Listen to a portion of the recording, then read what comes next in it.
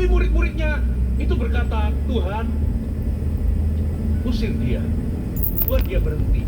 Nah, di titik ini seringkali Bapak Ibu, kita harus hati-hati, kita harus jaga hati dan pikiran kita. Kadangkala orang-orang di sekitar kita itu bisa membuat padam iman kita, termasuk dalam tanda kutip murid-murid Yesus. Bisa jadi orang-orang baik, orang-orang Kristen di sekeliling kita yang mereka itu maksudnya baik, tapi kadang sekalipun maksudnya baik, tapi itu bisa membunuh iman kita. Saya mau kasih contoh ya. Contohnya gimana Mas Puji? Contohnya gimana? Bisa nggak orang-orang sekeliling kita waktu kita ini misalnya punya sebuah kebutuhan, sakit misalnya, atau kita ini sedang di dalam persoalan, kita itu kerja Tuhan, kita berharap Tuhan itu bekerja, kita dengar firman, kita coba mempercayai firman, dan ketika kita dengar firman dan lihat janji Tuhan, lihat kesaksian-kesaksian di Alkitab, muncul iman. Tiba-tiba orang-orang di sebelah kanan kiri kita, orang-orang Kristen ngomong, sudahlah, kamu itu jadi orang Kristen kok kerja mujizat sih. Saya mau tanya, itu nasihat baik nggak? Jadi orang Kristen harus kejar pribadi Tuhan, jangan kejar mujizat. Saudara, saya setuju pernyataan itu. 100% kita itu nggak boleh kejar mujizat, kita harus kejar Tuhan. Motivasi kita ikut Tuhan nggak boleh karena mujizat. Kita deal ya. Tapi kadangkala nasihat itu diberikan kepada orang yang memang membutuhkan dan dia lagi beriman, lalu kita ucapkan itu. Pupuslah, saudara. Langsung tertuduh, saudara. Kejar mujizat itu salah ya. Berarti kalau aku lagi sakit dan aku ini beriman kepada Tuhan, minta Tuhan itu intervensi dengan kuasanya, apakah salah? Kita uji dengan firman. Saudara baca di kitab Injil, siapapun yang datang kepada Yesus. Contoh, ada orang yang sakit kusta, 2 orang kusta, berteriak-teriak, Tuhan kasihani aku, Tuhan kasihani aku. Tuhan berhenti lalu tanya, apa yang kau mau aku perbuat? Tuhan, maukah engkau mentahirkan kami? Saya mau tanya, jawaban Yesus apa? Aku mau. Yesus menyentuh tangannya, jadilah tahir. Ada nggak tertulis di Alkitab, Yesus langsung ngomong, doktrinmu salah. Engkau tidak boleh kejar mujizat. Kau harus ikut aku murni. Nggak boleh karena mujizat. Pergi sana. Yesus berkata, simply Yesus berkata, aku mau. Jadilah engkau tahir. Katakan amin.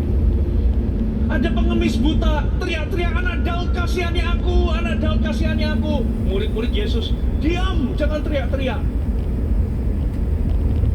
Saudara, setelah itu apa Yesus lakukan? Yesus berhenti. Yesus harusnya pergi ke sebuah tujuan, dia lagi melewati Yeriko, Yesus berhenti panggil orang itu. Akhirnya pengemis buta itu datang, Yesus tanya apa yang kau mau supaya aku lakukan? Apa yang kau kehendaki supaya aku lakukan? Tuhan, supaya mataku melihat.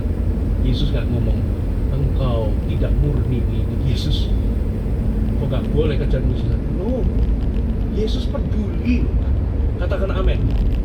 Yesus memelekkan mata yang buta. Saudara, saya itu mengajarkan kita jadi orang Kristen gak boleh ikut Tuhan karena mujizat. Katakan amin. Tapi dengar baik-baik, kalau hari ini Anda punya kebutuhan dan Anda beriman kepada Tuhan, Tuhan itu menghargai iman. Makanya tiap kali Yesus itu selalu berkata-kata, jadilah sesuai iman. Jadilah sesuai iman. Ada amin? Bahkan di hari Sabat pun Yesus sembuhkan. Paling tidak yang saya ingat ada 3 kejadian. Yang pertama, orang yang tangannya mati sebelah. Orang-orang sudah melihat ini Yesus ini dicari-cari kesalahannya. Apakah Yesus menyembuhkan orang ini? Yesus ngomong, ulurkan tangan, jadi sembuh. Orang mati sebelah kemungkinan dia sembuh. Yang kedua, orang lumpuh digotong sama teman-temannya. Dan Yesus berkata, dosamu diampuni. Langsung orang-orang di sekelilingnya berkata, kamu menghujat Tuhan, hanya Tuhan yang bisa mengampuni dosa. Langsung Yesus tanya, lebih mudah mana? Ngomong dosamu diampuni atau bangun berdiri? Bagi mereka sama-sama susah. Tapi Yesus lakukan keduanya. Dengan cara apa? Yesus itu ngomong begini, dosamu diampuni, sekarang bangun berdiri. Jadi Yesus itu membuktikan bahwa dia mampu mengampuni dosa dengan menyembuhkan orang itu. Dua-duanya berarti itu membuktikan Yesus berkuasa, dia Tuhan. Yesus itu berkuasa mengampuni dosa. Plus di dalam pengampunan dosa itu, Yesus sekaligus menyembuhkan orang. Wah, orang-orang kaget, ini sesat ini. Di hari Sabat kok lakukan perbuatan baik. Satu lagi ya, orang yang busung air. Saya nggak ngerti busung air itu apakah kelaparan lalu perutnya jadi besar. Tapi Yesus sembuhkan di hari Sabat. Orang-orang kembali ngomong, ini sesat, ini melakukan sesuatu di hari Sabat. Yesus cuma ngomong, barang siapa di antaramu kalau anakmu masuk jurang, atau hewan peliharaanmu, dombamu, kambingmu, kamu nggak tolong, semua diam seribu bahasa karena mereka semua melakukannya. Kalau anaknya kecemplung atau apa, pasti nolong walaupun hari Sabat. Langsung Yesus tanya, tidak bolehkah aku melakukan perbuatan baik sementara anak orang ini punya kebutuhan di hari Sabat? Semuanya itu hanyalah membuktikan bahwa Yesus mau dan peduli. Katakan amin. Yesus nggak ngomong, hai kamu motivasimu nggak murni. Yesus sama sekali nggak judge mereka, tapi Yesus menyembuhkan siapapun yang membutuhkan. Makanya hari ini kalau Anda punya kebutuhan, kadangkala, saudara, saya nggak ngomong orang yang berniat baik itu setan, tidak. Tapi kadangkala ada orang-orang di sekitar kita, iblis itu pakai untuk melemahkan iman kita. Saudara,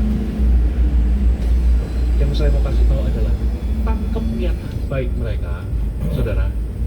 Tapi Anda uji dengan firman. Katakan amin. Kalau ada orang memberikan nasihat itu, mereka itu cuma berniat baik supaya Anda nggak kecewa.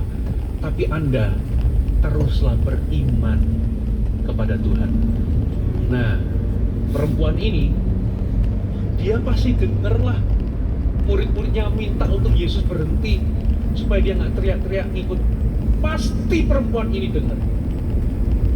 Pertanyaannya, apakah perempuan ini hatinya tiba-tiba jadi ragu-ragu? Tidak. Makanya perempuan ini, yang pertama, dia imannya itu menerobos rintangan nomor satu, yaitu apa? Manusia atau orang banyak. Saudara, coba, pernahkah Anda mendengar ada satu orang yang buta sejak lahir, terus ketemu sama Yesus, Yesus meludah ke tanah, mengaduk-ngaduk, dia bikin sebuah tanah liat dengan ludahnya, loh saudara. Asumsi saya, kemungkinan terbesar ini adalah orang yang tidak punya biji mata. Makanya Yesus itu nggak cuman menengking roh buta, atau Yesus nggak cuman meletakkan tangan lalu sembuh, tapi orang ini nggak punya organ mata, saudara. Makanya Yesus meludah mengaduk-ngaduk, gitu ya. Ini jangan ditiru kalau Anda nggak dituntun Roh Kudus. Pakai meludah segala ya, hati-hati. Dimasukkan di sini, tempelin, ya. Langsung lihat nggak? Enggak.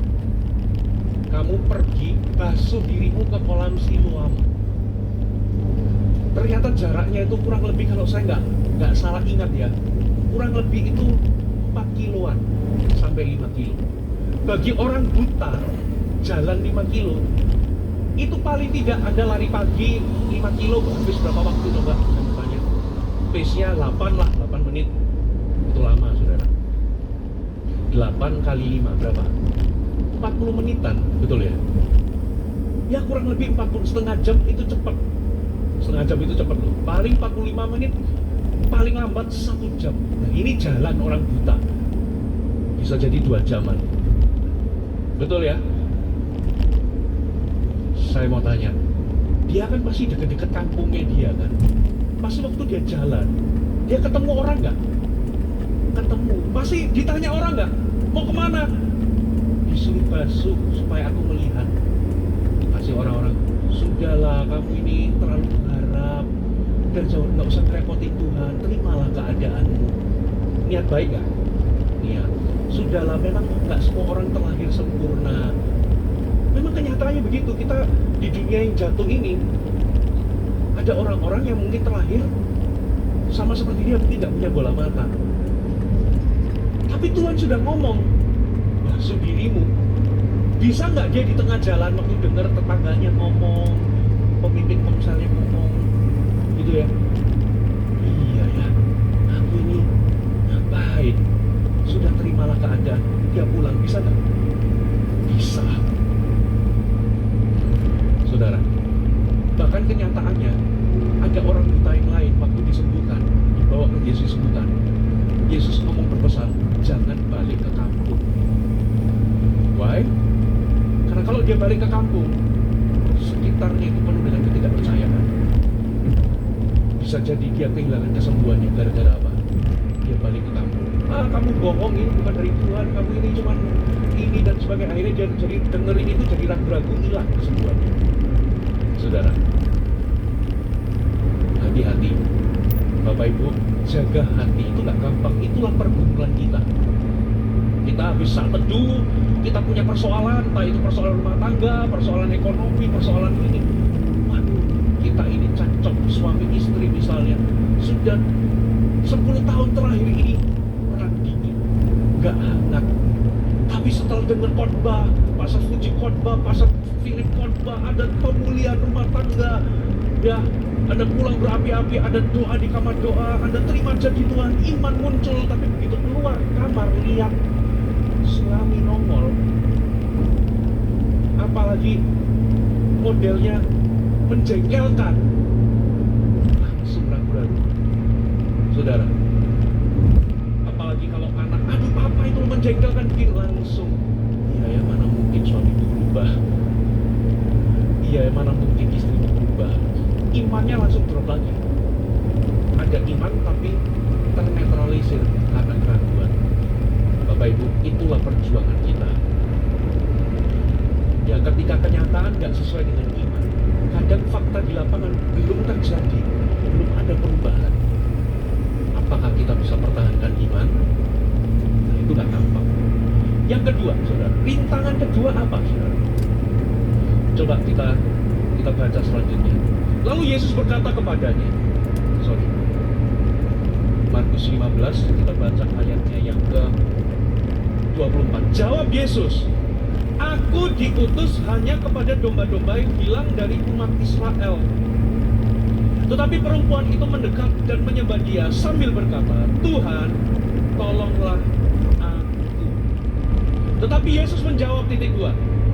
Kita baca sama-sama ya, 1, 2, 3. Tidak patut mengambil roti yang disediakan bagi anak-anak dan melemparkannya kepada anjing. Sampai di sini. Yang kedua itu adalah rintangan pikiran kita. Ternyata Yesus waktu itu jujur. Yesus itu sebetulnya nggak sedang bersikap kasar sebetulnya kalau kita renung-renungkan. Karena kata anjing di situ itu lebih kepada, dalam bahasa aslinya itu lebih kepada hewan peliharaan anjing kecil di rumah. Nah, bagi orang Yahudi anjing itu haram. Ini adalah sebuah kalimat parabel atau ilustrasi. Meskipun ini bukan anjing liar, tapi ini anjing imut-imut di rumah kalau Anda punya peliharaan. Jadi konteksnya ini anjing kecil, anjing peliharaan di rumah. Sebetulnya Yesus sudah ngomong apa sih? Yesus sudah ngomong gini, kamu bukan prioritasku. Karena aku ini sekarang diutus Tuhan untuk kepada orang Israel saja. Domba-domba dari Israel, tidak untuk bangsa non-Yahudi. Yesus pakai perumpamaan itu, tidak patut memberikan roti ini kepada, roti yang harusnya untuk anak, kepada anjing kecil peliharaan, kepada papi gitu loh. Ya, saudara, menurut Anda perempuan itu waktu disebut begitu, dia sadar nggak sih? Sadar. Dia pasti berpikir, iya ya, aku ini nggak mati. Betul ya? Berapa banyak kita ini juga sering merasa begitu. Kadang kita beriman tapi muncul pikiran kita, ya, apalagi kalau iblis masukkan pikiran. Makanya rintangan kedua adalah rintangan dari pikiran kita. Katakan pikiran. Kita kadang merasa nggak patut. Iya ya, aku nggak patut. Karena apa? Karena aku ini banyak dosanya. Anda mau berdoa minta Tuhan itu memberikan kita mujizat, memberikan intervensinya dalam persoalan kita, entah itu penyakit, entah itu rumah tangga, apapun, lalu kita merasa bahwa iya ya, mungkin aku ketimpa begini ini, kena penyakit ini, atau rumah tangga ini itu karena ya Tuhan itu menghukumku. Pikiran kita kan, oh iya memang aku sakit ini karena Tuhan memberikan aku penyakit, karena Tuhan menghukum atas dosa. Benar gak? Saudara, saya mau katakan penyakit itu bukan dari Tuhan. Tuhan gak pernah berikan penyakit untuk mendidik umatnya, tidak. Dari mana asal penyakit? Dosa. Semenjak dulu dunia itu diciptakan di Taman Eden itu gak ada penyakit, gak ada perang, gak ada wabah, sempurna.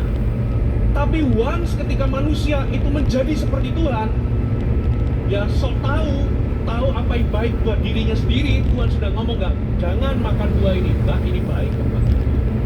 Waktu dia melanggar perintah Tuhan, waktu dia memberontak kepada perintah Tuhan, waktu dia merasa bahwa aku bisa lakukan semua yang aku inginkan, aku gak butuh Tuhan, dia menjadi Tuhan bagi dirinya sendiri. Disitulah manusia jadi dalam dosa. Dan sejak itulah tanah atau bumi ini marilah tutup di situ. Tutup yang pertama adalah apapun yang Adam kerjakan di dalam jerih lelahnya, semakmur yang dia hasilkan. Karena terputuslah tanah, kata siapa? Kata Tuhan. Sejak itu mulai ada penyakit. Manusia jatuh dalam dosa. Yang dulunya hidup selamanya, jadi hidupnya jadi 900 tahun, 700 tahun, tambah lama tambah kecil, 120. Sekarang manusia 70, kalau kuat 80. Betul ya? Lalu apa? Kita ini punya kelemahan. Tubuh kita ini bisa menua, ya. Dulu waktu masih muda, waduh, bisa apa? Sehat. Tapi begitu tua, lo kok bisa ada diabetes, lo kok bisa ada begini, karena dunia sudah jatuh dalam dosa. Lalu muncul penyakit-penyakit. Dari mana asal penyakit? Sumbernya adalah karena dosa, bukan karena Tuhan yang memberikan, tapi karena manusia, nature-nya sudah jatuh dalam dosa. Disitulah ketika Tuhan datang di muka bumi, dia menunjukkan kepeduliannya kepada manusia yang berdosa ini. Dengan apa? Sepertiga dari pelayanan Yesus. Apa saudara? Selain khotbah dan mengajar, memuridkan. Lalu yang ketiga apa? Menyembuhkan, melepaskan orang dan menyembuhkan orang. Katakan amin. Berarti dari 3 jenis pekerjaan Yesus, sepertiganya itu healing. Kalau Anda nggak percaya Yesus menyembuhkan, dirobek aja kitab Injil sepertiga. Anda menghilangkan sepertiga pekerjaan Yesus. Kenapa Yesus kok menyembuhkan orang? Karena dia ingin memperkenalkan dirinya bahwa dia adalah Tuhan yang memulihkan kerusakan, Tuhan yang menyembuhkan kerusakan akibat dosa. Katakan amin. Nah, tapi ketika Anda mulai mau beriman kepada Tuhan, muncul pikiran, Tuhan, kamu memang layak. Tuhan memang membenci. Kamu loh, dosamu begitu lupa banyaknya, tidak pantas terima mujizat Tuhan. Terus apa lagi? Oh iya, Anda tertuduh. Apakah dengan aku minta kesembuhan ini, aku berdosa di hadapan Tuhan? Apakah aku nyebut Tuhan itu dengan murni? Anda jadi blunder sendiri. Anda tertuduh sendiri. Saudara, memang saya sebagai pendeta, saya akan mendidik Anda untuk ikut Yesus, bukan karena mujizat, tapi karena mencintai, bukan karena apa yang dia bisa kita, tapi mencintai juga yang kita dapatkan. Itu bukan berarti kalau Anda bertujuan, Anda tertuduh terus, ya Anda tidak punya kita menerima tanggung jawab. Saudara, nah, jadi Anda blunder sendiri, Anda berperan dengan kehidupan Yesus. Ada yang berpikir bahwa bukan hidup ini sama kita kan bersama, kita terima janji Tuhan untuk iman, tapi Tuhan kita menetralisir semua. Ada yang berkata, oh iya memang Tuhan itu sanggup nggak mau menunjukkan. Oh ya, memang Tuhan sanggup dan Tuhan mau, tapi mungkin belum waktu. Jadi kita bingung sendiri dengan pikiran kita. Itulah yang membuat kita nggak pasti. Itu yang membuat kita terus membuat. Apa yang Tuhan mau? Saudara, dia seperti perempuan. Dia sadar betul. Saudara, dia memang bukan bangsanya. Tapi kisah kesembuhan perempuan Sirofius yang anaknya disembuhkan. Kisah ini sebetulnya memberikan sebuah pesan. Memang wanita ini pada waktu itu non-Yahudi dan tidak pantas menerima mukjizat.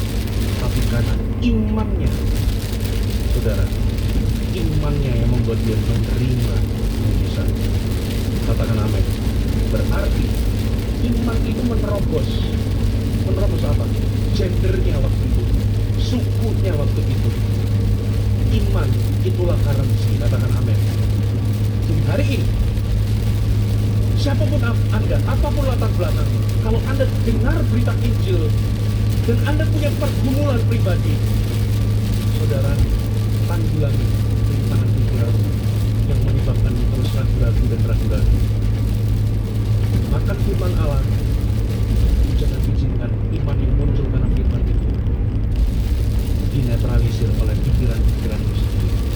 Ada amin? Rintangan terakhir, saudara, apa rintangan terakhir menurut Anda?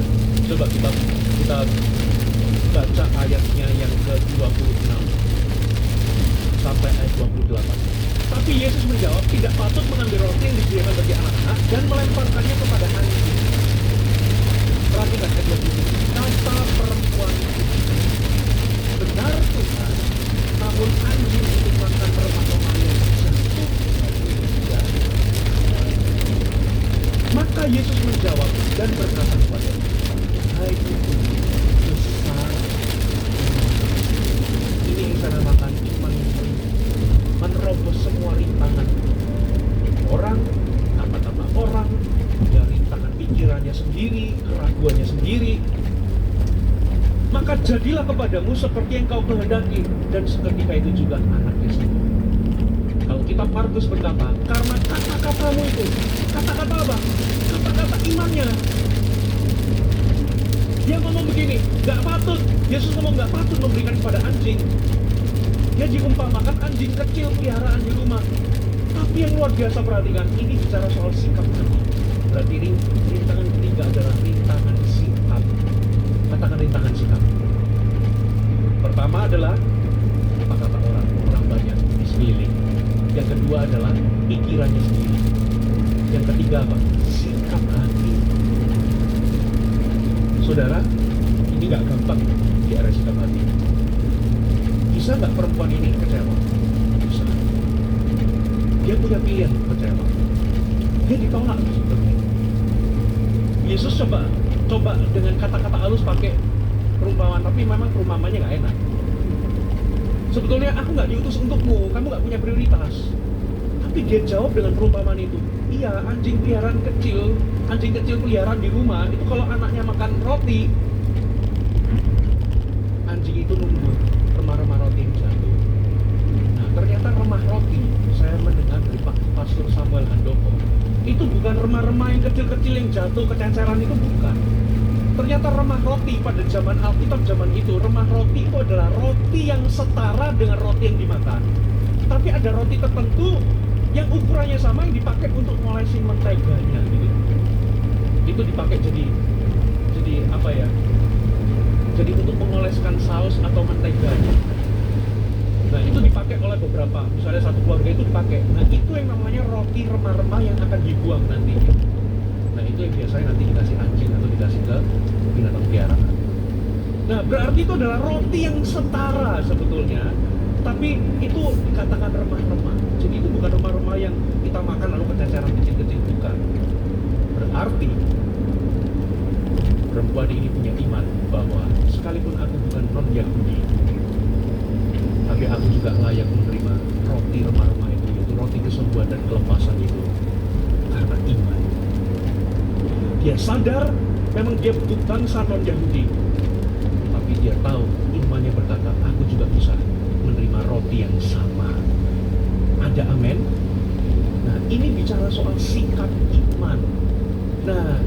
seringkali apa, saudara? Kita nggak menerima kesembuhan karena mulut kita, sikap kita suka mengeluh, mempertanyakan Tuhan. Betul nggak?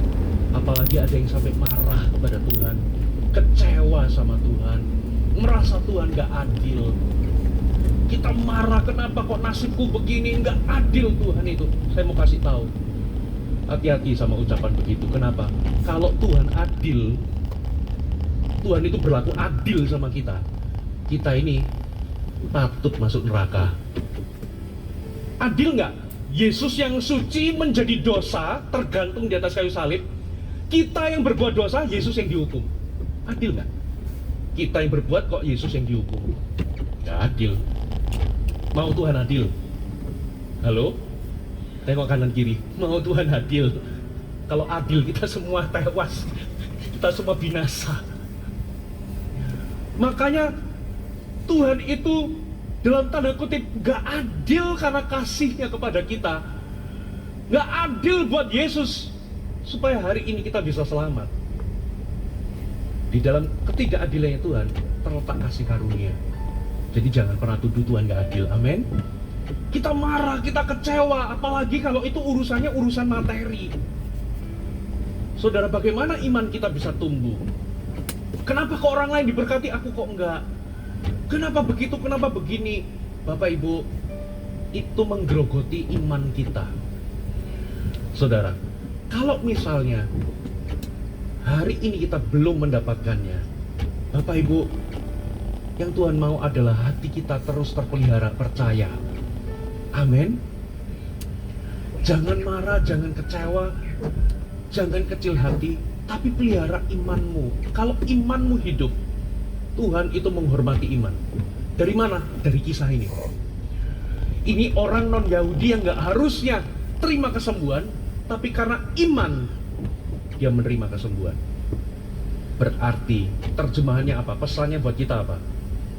Saudara, berarti dengan iman, saudara, kita bisa menerima apa yang Tuhan sediakan, sekalipun situasinya mungkin nggak fit bagi perempuan itu untuk terima, tapi karena iman Tuhan itu menerima. Amin. Jadi apa, saudara? Rintangan ketiga adalah sikap. Amin. Nah, saya akan tutup dengan sebuah ilustrasi seperti ini. Kalau Anda sudah bisa jaga imanmu, tidak kecampur dengan keraguan, Anda harus menanggulangi pikiran orang lain atau orang banyak. Yang kedua, pikiranmu sendiri. Yang ketiga adalah sikapmu. Kalau Anda bisa jaga hati demikian, fokus sama firman, maka firman itu akan mendominasimu. Makanya ketika Petrus itu fokus sama Yesus, dia jalan di atas air. Tapi kalau dia izinkan sekeliling dia melihat masalah dan sebagainya, mengkamiri hatinya, dia tenggelam. Kalau Anda bisa jaga itu, apa yang perlu Anda lakukan? Ada tindakan iman yang Anda perlu lakukan, saudara. Ya, yang pertama, melepaskan iman itu lewat kata-kata. Kita ini percaya selamat terima Yesus itu karena apa? Karena kita percaya dalam hati, lalu mengaku dengan mulut Yesus adalah Tuhan, maka kita selamat. Amin. Prinsip yang sama juga terjadi. Kalau itu area kesembuhan atau area apapun, pastikan ketika Anda terima iman, muncul iman gara-gara Anda dengar janji Tuhan, lepaskan lewat kata-kata, lepaskan lewat pengakuan iman, lepaskan lewat doa syafaat, lepaskan lewat doa yang memindahkan gunung. Apalagi ini, Pastor Fuji, doa memindahkan gunung. Doa memindahkan gunung itu adalah engkau berkata-kata kepada gunung beranjak. Asal engkau katakan itu tidak dengan bimbang atau dengan keraguan, maka itu akan terjadi. Berarti doamu adalah doa yang memerintah. Contoh ya, khususnya sakit penyakit.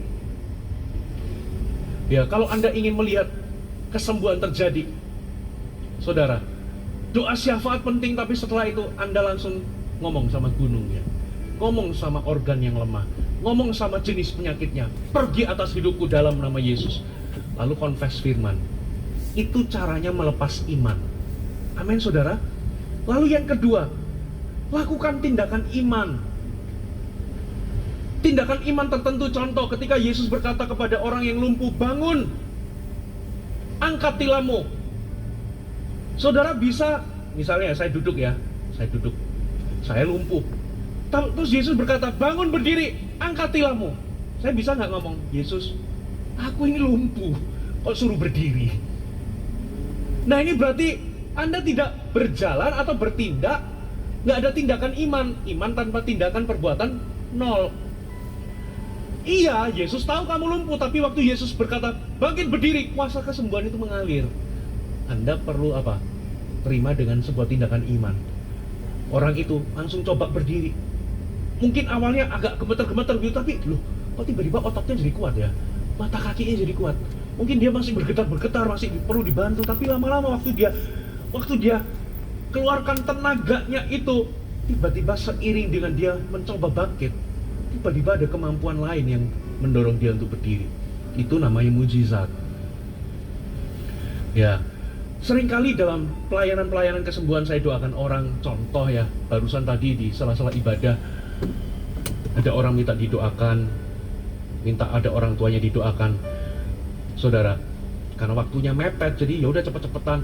Ternyata dia punya keluhan dengan sakit pinggang. Karena apa? Karena mantunya barusan saya doakan kemarin di Israel, mantunya itu kakinya itu gini loh, agak begini, sehingga apa ini telapak kakinya itu nggak bisa nempel, jadi nggak bisa nempel begini, jadi keganjel dengan ini lututnya, jadi begini.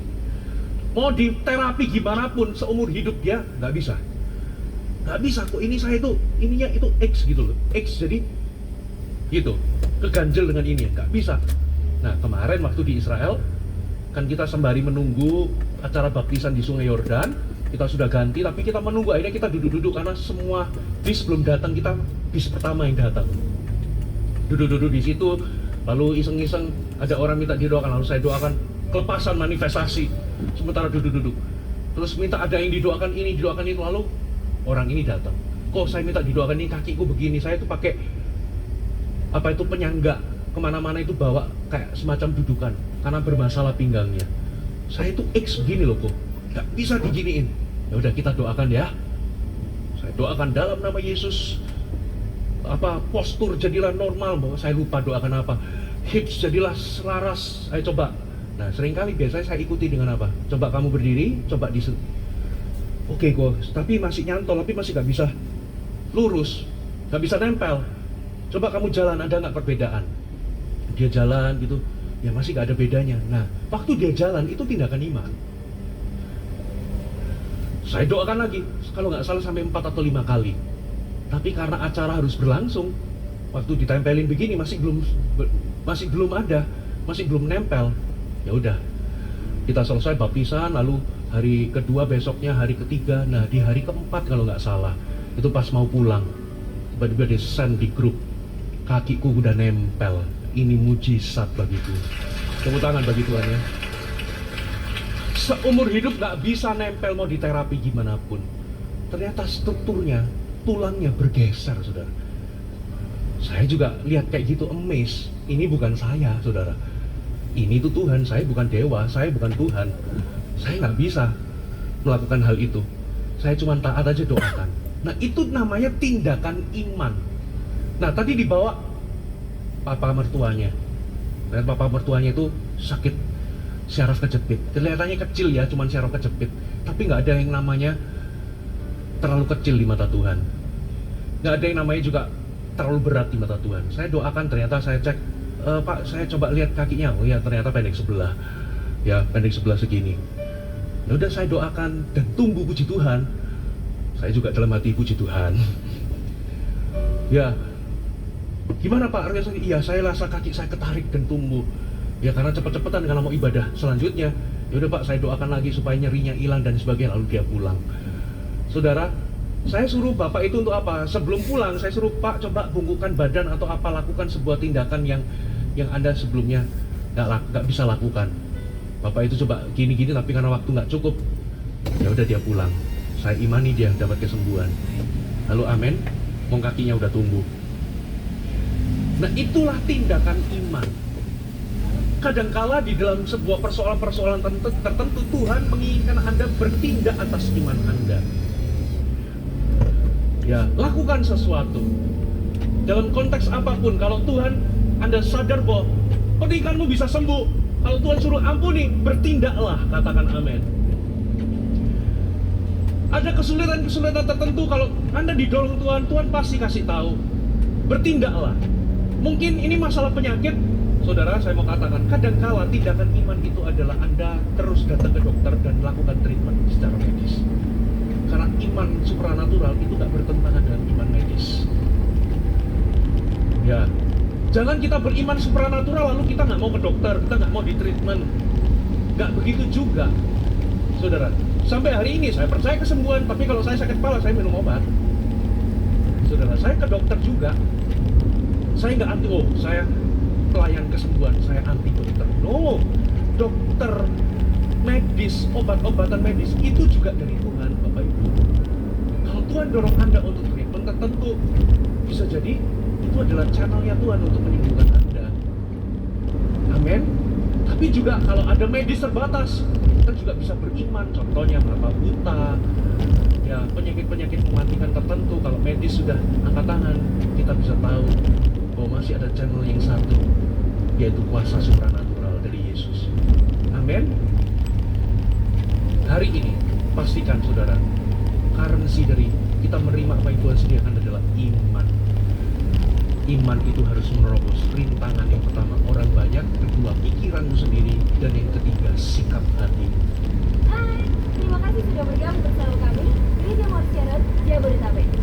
Sebagai gereja Tuhan, adalah kerinduan bagi kami untuk melihat Anda terus bertumbuh di dalam pengenalan akan Tuhan dan mengalami perubahan hidup. Maka dari itu, bergabunglah bersama komunitas kecil kami, Kode Group. Dapatkan informasi lebih lanjut pada kolom.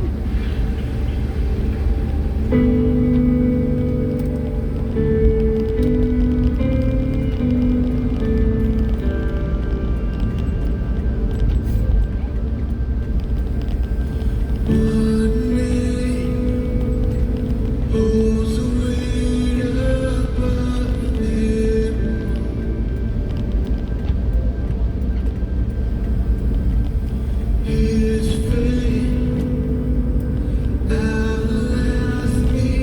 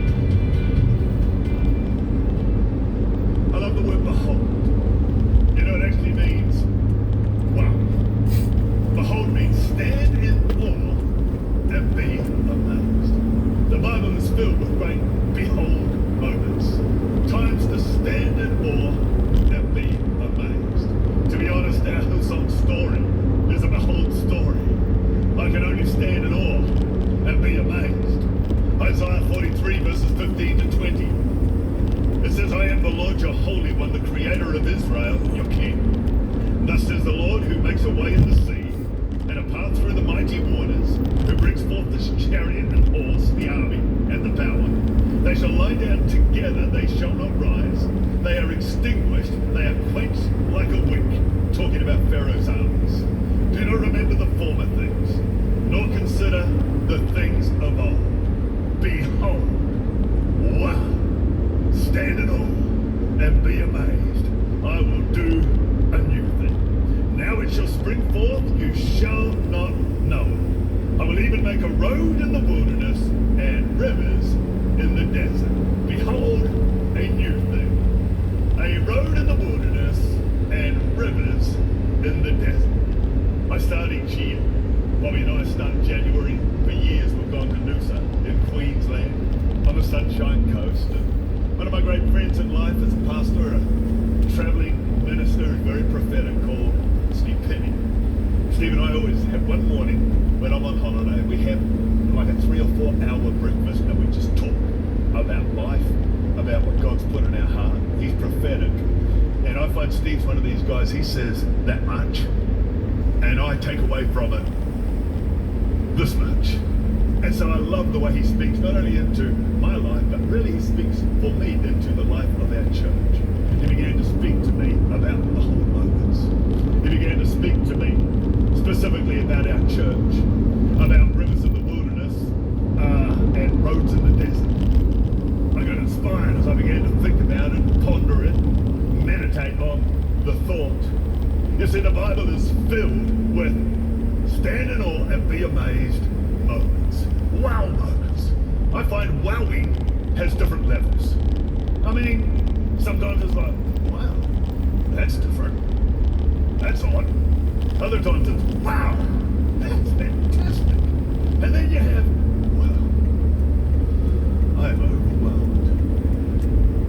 I am overawed at the goodness and faithfulness of God. I have to be honest, so often when it comes to God's goodness and faithfulness, it's wow. I'm overawed. I look at what's happening in that church around the world. So many great things in so many cities and so much on the horizon, so much ahead of us. To me, it's like, behold, stand in awe and be amazed.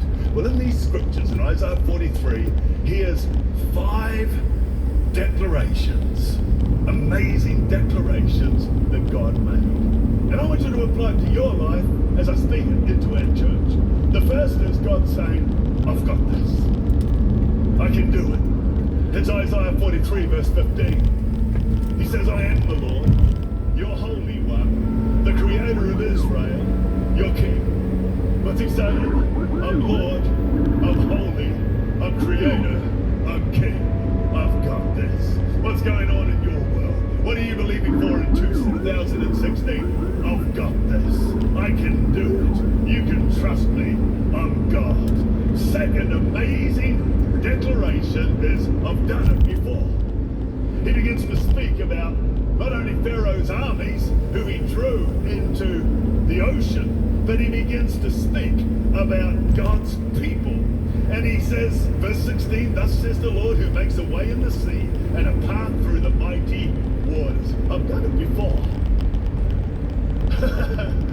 Well, it's true, God has done it before. He literally talks about the old new thing, which was bringing people to freedom out of Egyptian captivity. He begins to speak about the miracle of that, and he begins to remind us by saying that he makes a way in the sea and a path through the mighty rivers, that he has done it before. He changed Pharaoh's heart. He gave a road to freedom and a river to fullness in Jesus' name. The third thing is, I'm going to do it again. Listen, friends, I'm going to do it again. I will do another new thing. Hillsong Church, I will do it again. I will do another new thing. I got faith in my spirit for this. I'm excited about it because it says, verse 18, do not remember the old things. Don't remember former things. Behold, I will do a new thing. Stand in awe and be amazed. Now it shall spring forth. He's saying, I'm going to do another new thing. But I love the thought that he says, do not remember the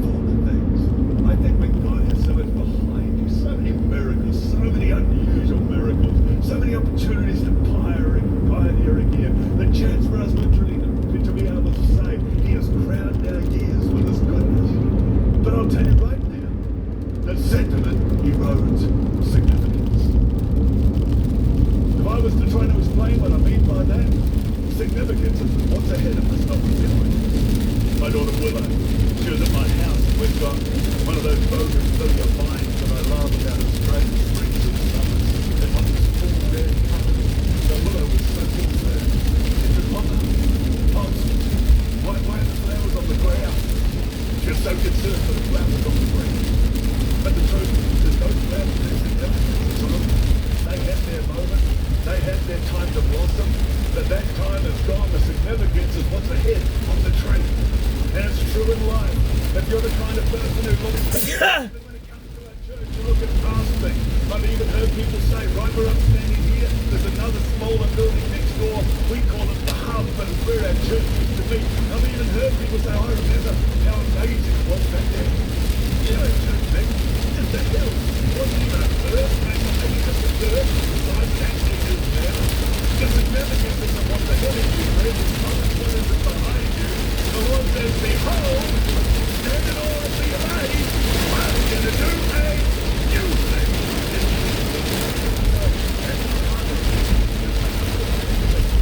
I want to do my best.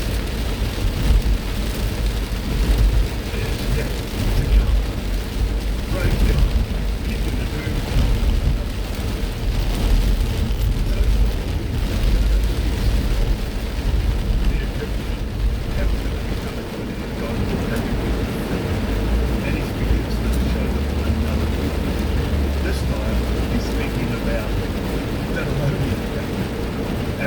releasing people from Babylon so that they could return to Jerusalem, so that they could rebuild the temple, so that they could restore the land. God was saying, I'm going to do a new thing. It's very, very exciting. The next thing he said is, hey, here's a clue. It's a pretty good clue. 19, verse 19, he goes on and says, I'll even make a road in the wilderness and rivers in the desert. God is going to give us something new to behold. A road in the wilderness, rivers in the desert. My word for 2016 is behold, stand in awe, and be amazed. God's going to give a road in the wilderness and rivers in the desert. I'll go on and explain what that means. But the fifth declaration is, shall be unknown. It's God's challenge. Can you see it? Here.